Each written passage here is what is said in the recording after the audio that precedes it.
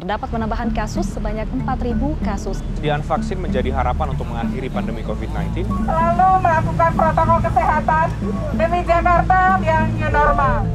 COVID-19 mengguncang dunia, menimbulkan kekhawatiran bagi banyak orang, memberikan dampak pada berbagai aspek, salah satunya ekonomi. Berikut 7 dampak COVID-19 terhadap ekonomi Indonesia. Yang pertama, membuat konsumsi rumah tangga atau daya beli menurun. Yang kedua, peningkatan jumlah pengangguran. Yang ketiga, peningkatan jumlah orang miskin. Yang keempat, defisit APBN 2020 membengkak hingga 5,7%. Yang kelima, menimbulkan ketidakpastian berkepanjangan sehingga berdampak dalam investasi yang melemah dan berimplikasi pada terhentinya usaha. Yang keenam, adanya pelemahan ekonomi yang mengakibatkan harga komoditas menurun dan ekspor terhenti. Yang ketujuh, kontraksi PMI manufacturing. Profil dari Bank Indonesia. Bank Indonesia adalah Bank Sentral Republik Indonesia sesuai dengan pasal 23D Undang-Undang Dasar Negara Republik Indonesia dan Undang-Undang Nomor 23 Tahun 1999 tentang Bank Indonesia. Sebelum dinasionalisasi sesuai Undang-Undang Pokok Bank Indonesia pada tanggal 1 Juli 1953, Bank Indonesia sebelumnya bernama The Javasie Bank atau DJB sebagai bank sentral. Bank Indonesia mempunyai tujuan tunggal, yaitu mencapai dan memelihara kestabilan nilai rupiah. Kestabilan nilai rupiah ini mengandung dua dimensi, yaitu kestabilan nilai mata uang terhadap barang dan jasa domestik atau inflasi, serta kestabilan terhadap mata uang negara lain atau kurs. Untuk mencapai tujuan tersebut, Bank Indonesia didukung oleh 3 pilar yang merupakan 3 bidang tugasnya. Ketiga tugas ini adalah yang pertama, menetapkan dan melaksanakan kebijakan moneter. Yang kedua, mengatur dan menjaga kelancaran sistem pembayaran. Dan yang ketiga adalah mengatur dan mengawasi perbankan. Tugas ini masih berlaku pasca OJK, namun difokuskan pada aspek makroprudensial dalam rangka menjaga stabilitas sistem keuangan di Indonesia.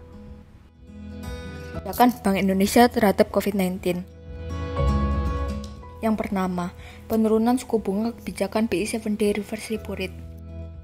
Yang kedua, kebijakan stabilitas nilai tukar rupiah melalui intervensi di pasar spot, DNDF, dan pembelian SBN.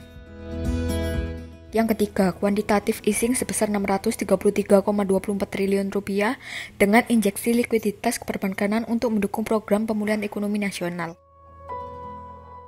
Yang keempat, penyediaan pendanaan dan berbagi beban untuk pembiayaan APBN guna mendukung program pemulihan ekonomi nasional melalui pembelian SBN dari pasar perdana dan secara langsung. Yang kelima, penyediaan pendanaan bagi LPS untuk antisipasi maupun penanganan bank bermasalah melalui mekanisme repo dan atau pembelian SBN. Yang keenam, mempercepat digitalisasi sistem pembayaran untuk percepatan implementasi ekonomi dan keuangan digital. Berdasarkan tinjauan kebijakan moneter Bank Indonesia Oktober 2020, perbaikan ekonomi global berlanjut dan ekonomi domestik perlahan membaik. Berikut tinjauan kebijakan Bank Indonesia.